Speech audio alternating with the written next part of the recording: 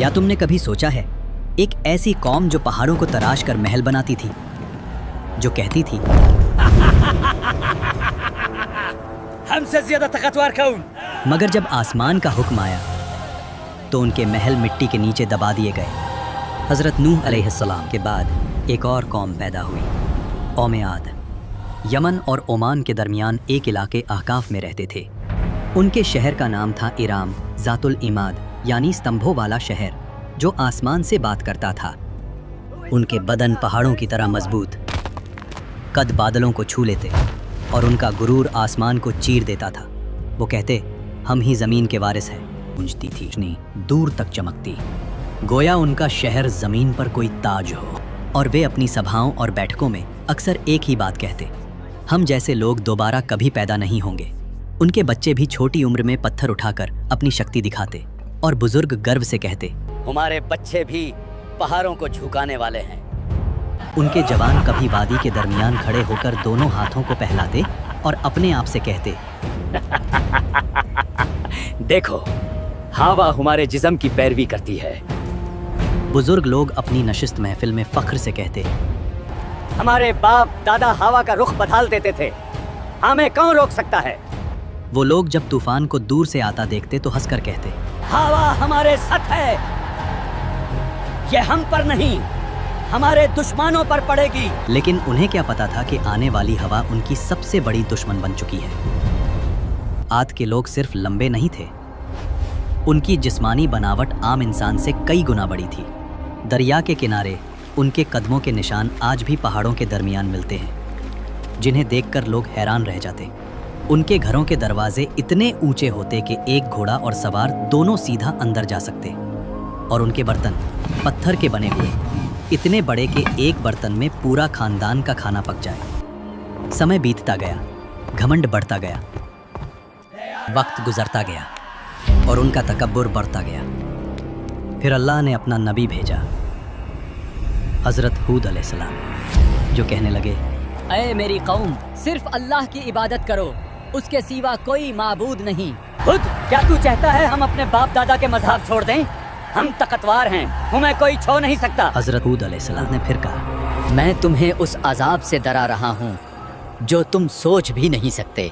लेकिन जिन दिलों में गुरूर भर जाए वहाँ नसीहत पत्थर से टकराकर टूट जाती है।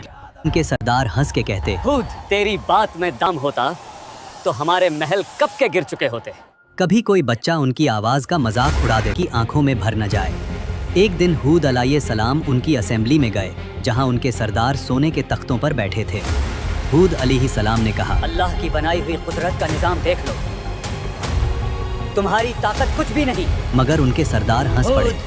ये छोटे वादे बंद कर, अगर अजाब आता है तो हम अपनी ताकत से उसे रोक लेंगे। न बादल गरजा, न बिजली चमकी, मगर वादी में ऐसे लगा जैसे कोई दूर से पुकार रहा हो। आद के लोग इस आवाज़ को सुनते और आपस में कहते, यह तो पहाड़ों की आवाज़ है। हज़रत हूद अलैहिस्सलाम, जो कहने लगे, ये रहमत की पुकार नहीं। हंस पड़े। ज़मीन भी हमारी ताकत से डरती है। उन्हें नहीं पता था ये ज़मीन का आखिरी एतराज़ था। फिर आया अल्लाह का फैसला। सबसे पहले उन पर कहत आया। 3 साल तक एक बूंद बारिश ना हुई, नदियाँ सूख गईं, बाग जल गए, ज़मीन पत्थर बन गई। लोग आसमान की तरफ देखते रहे, कब बारिश आएगी। लेकिन आसमान से जवाब आया, खामोशी। पहले साल उन्होंने कहा, ये तो मामूली सा मसला है, हम ताकतवर लोग हैं। दूसरे साल प्यास ने उनकी जुबानें सुखा दी। खाली मटके दीवारों से टकराते, जानवर प्यास की वजह से गिरने लगे। तीसरे साल आद की और जब लोग हूद अलैहिस्सलाम के पास आए तो वो उन्हें देखकर रोए नहीं, बस इतना कहा, अब अजाब का वक्त करीब है।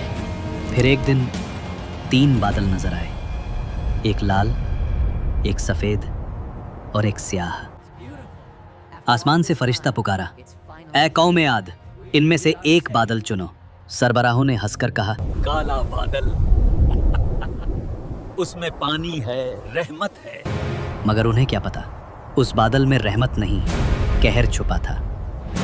आसमान स्याह हो गया, हवा ठंडी हुई, लोग नाचने लगने, चिल्लाने लगने। देखो,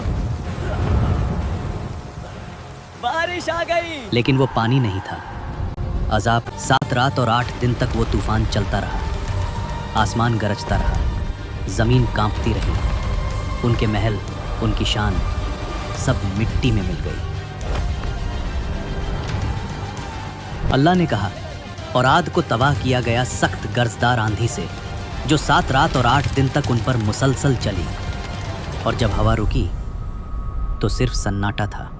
रह गया सिर्फ रेत का समंदर और गिरे हुए तने, जैसे खजूर के खोखले तने। लेकिन उन चंद लोगों को जो हज़रत हूद अलैहिस्सलाम के साथ ईमान लाए, अल्लाह ने बचा लिया। उन्हें पहाड़ों के एक गार में पनाह दी गई। और हज़रत हूद अलैहिस्सलाम ने कहा, ऐ मेरे रब, तू सबसे ज़्यादा रहम करने वाला है। हमें उन रास्तों पर कायम रख जो तेरी तरफ ले जाते हैं। हुद अलैहिस्सलाम जब वादी के ऊपर खड़े हुए तबाह शहर को देख रहे थे तो उनकी आंखों में आंसू भर आए। ये वो लोग थे जो कभी कहते थे, हमसे ज्यादा ताकतवर कौन? और अब उनकी जिंदा निशानी भी हवा में बिखर चुकी थी। हुद अलैहिस्सलाम ने कहा, तकब्बुर का अंजाम हमेशा तबाही है और अल्लाह की नाफरमानी हलाकत। आज भी अहकाफ्त की रेत के नीचे उनका शहर इराम दबा हुआ है, एक गवाही के तौर पर, जो कहती है ताकत और शान से नहीं, सिर्फ अल्लाह की इताअत से ही है कि जब इंसान गुरूर करने लगता है और जुल्म और नाइंसाफ़ी कायम करता है तो अल्लाह उसे मिटा देता है।